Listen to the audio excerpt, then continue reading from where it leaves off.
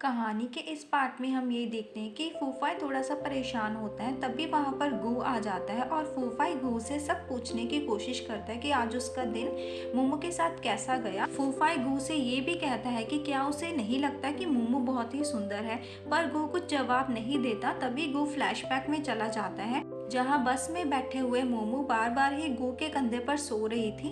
गू उसे बार बार जगा रहा था क्योंकि वो अनकंफर्टेबल हो रहा था, पर बाद में गू अपने कंधे पर टिश्यू रख लेता है और मोमो को वहाँ पर सोने देता है। और फिर ये बात ना बताकर वो फूफाई से ये कहता है कि उसने मोमो पर ज्यादा ध्यान नहीं दिया।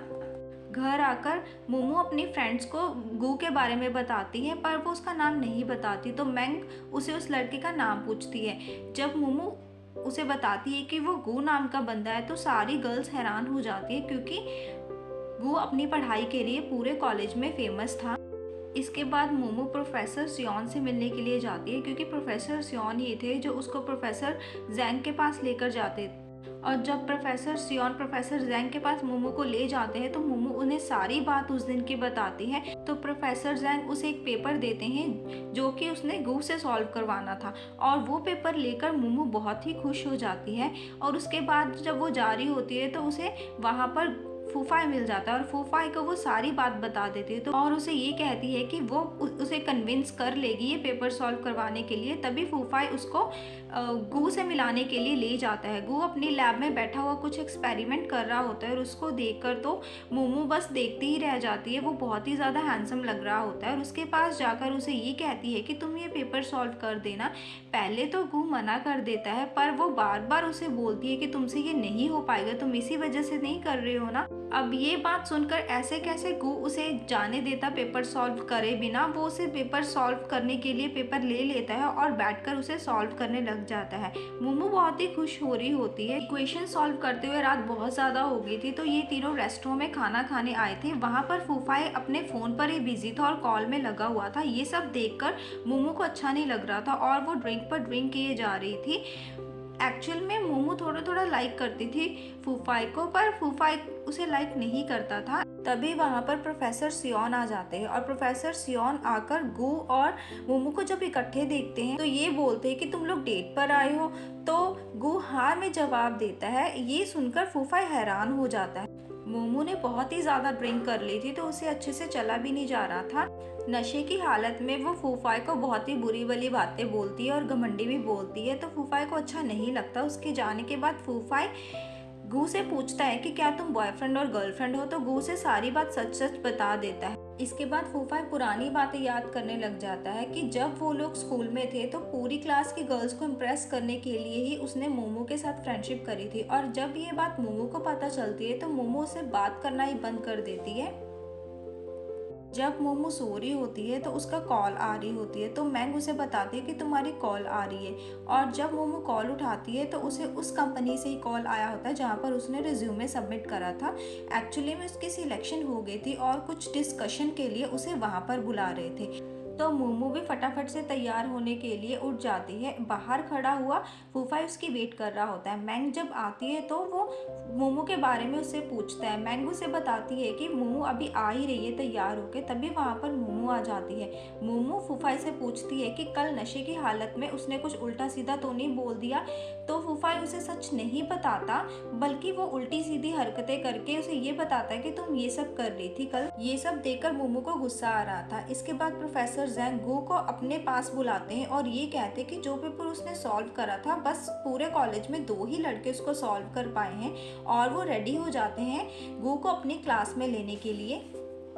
इसके बाद मोमो अपनी कंपनी में चली जाती है और अपनी ट्रेनिंग की डेट ले लेती है। वहाँ पर काम खत्म करने के बाद मोमो अपने कॉलेज के कैंटीन में खाना खाने के लिए चली जाती है और अपनी मॉम से बात कर रही होती है और अपनी मॉम को अपनी जॉब के बारे में बताती है। पर रास्ते में वो गू के साथ टकरा जाती है और गू उसे संभाल लेता है और उसके खाने को उसके टेबल पर रख देता है और खुद अपने लिए खाना लेने के लिए चला जाता है। मोमो तो बस गू को ही देखती रहती है, उसका कॉल पर कोई ध्यान नहीं होता। इसके बाद मोमो की मॉम उसे बताती है कि उसकी कंपनी दूर होने की वजह से वो होम टाउन में आ जाए या फिर उसकी फ्रेंड उसकी कंपनी के पास ही रहती है और वो उसे बात करके उसे वहीं पर रहने के लिए जगह ले देगी। पर मोमो कोई जवाब नहीं देती। अगले दिन मोमो कंपनी में पहला दिन होता है और ट्रेनिंग भी होती है, तो मोमो को सबसे इंट्रोड्यूस करवाया जाता है और मोमो को उसका काम समझा दिया जाता है। मोमो अपने काम को बहुत ही मेहनत से कर रही होती है। एक दिन ऐसे ही काम करते हुए मोमो बहुत ज़्यादा बिजी हो गई थी, तो उसे बस का पता नहीं चला और फिर जब वो घर जाने लगती है तो लास्ट बस थी, पर वो बहुत ही क्राउडेड होती है तो उसकी बस छूट जाती है और फिर उसके बाद कोई ऑप्शन नहीं रहती। तब वो अपनी मॉम को कॉल लगाती है तो उसकी मॉम उसे कहती है कि वो अपनी फ्रेंड को बोलकर उसे अकोमोडेशन दिला देगी और घर की कीज़ वो उनको कुरियर कर देंगे। इसके बाद मोमो उस नए घर में आ जाती है। जब वो घर में आती है तो बहुत सारी डस्ट गिरी हुई होती है, मतलब गंद फैला होता है और वो एक बोल देखती है जहाँ पर F और P लिखा होता है, पर मोमो को समझ नहीं आता। इसके बाद मोमो सफाई करने लग जाती है अपने ढंग से और पूरे घर की साफ सफाई करने के बाद इसके बाद मोमो लाइब्रेरी में कुछ डेकोरेशंस की बुक पढ़ने आती है। वहाँ पर गू भी होता है और गू को देखकर वो उसे कहती है कि तुम्हें पता है कि एक हफ्ते से वो अब हॉस्टल में नहीं रह रही है बल्कि किसी के घर में रह रही है, जो कि उसे ग्रेवयार्ड ऐसा लग रहा है। और गू को अचानक से कोई स्मेल आने लगती है और वो स्मेल मोमो से आ रही होती है। जब वो मोमो से पूछता है तो मोमो से ये कहती है कि मैंने राइस नूडल खाए थे, पर गू को राइस नूडल पसंद नहीं होते तो उसे वो वहाँ से जाने के लिए बोलता है क्योंकि उसे बहुत ही गंदी स्मेल लग रही थी। फिर मोमो वहाँ से चली जाती है। मोमो जब घर पे बैठी होती है तो उसकी मॉम का कॉल उसे आता है और उसकी मॉम कहती है कि आंटी जू के बच्चे कल तुम्हारे घर में आ रहे हैं तो तुम साफ़ सफाई करके रखना। पर घर की हालत बहुत गंदी होती है और मोमो से पूछती है कि घर साफ़ तो है ना। मोमो झूठ बोल देती है और हाँ में आंसर करती है। इसके बाद मोमो चिप्स खाकर राइस नूडल खाने लगती है और फिर हॉरर मूवी देखने लगती है। अचानक से बाहर तूफान आने लगता है और लाइटिंग शुरू हो जाती है और अचानक से उसका डोर ओपन होता है, जिसे देखकर मोमो घबरा जाती है और कोई अंदर आ रहा होता है और वो कोई नहीं गू होता है। मोमो वहाँ पर गू को देखकर हैरान हो जाती है और गू से बात करने पर पता चलता है मोमो को कि वही आंटी जू का बेटा है। और फिर गू को भी याद आ जाता है कि मोमो ने उसके घर को ग्रेवयार्ड बोला था और फिर वो उसे पूछने लग जाता है और घर की इतनी गंदी हालत देखकर वो उसे साफ़ सफाई करने के लिए बोलता है, पर मोमो खड़ी नहीं होती और वो गू से यही पूछती है कि आज तुम यहीं पर रहने वाले हो। तो गू से बताता है कि वो कुछ दिन तक यहीं रहेगा। मोमो कहती है कि चलो फिर कोई बात नहीं, मैं यहाँ से चली जाती हूँ, पर बाद में उसे रियलाइज़ होता है कि अब वो जाएगी भी किधर। फिर वो ये कहती है कि वो सुबह तक यहाँ से चली जाएगी। गू उसे साफ़ सफाई करने के लिए बोलता है तो मोमो उसे बताती है कि घर में अकेली होने की वजह से उसने इनर नहीं पहने हुए। ये बात सुनते ही गू समझ आता है और वो वहाँ से चला जाता है। और जब वो रूम में जाता है तो पूरे रूम की हालत बिखरी हुई होती है क्योंकि अब यहाँ पर मोमो रह रही थी, तो वो दूसरा रूम ले लेता है।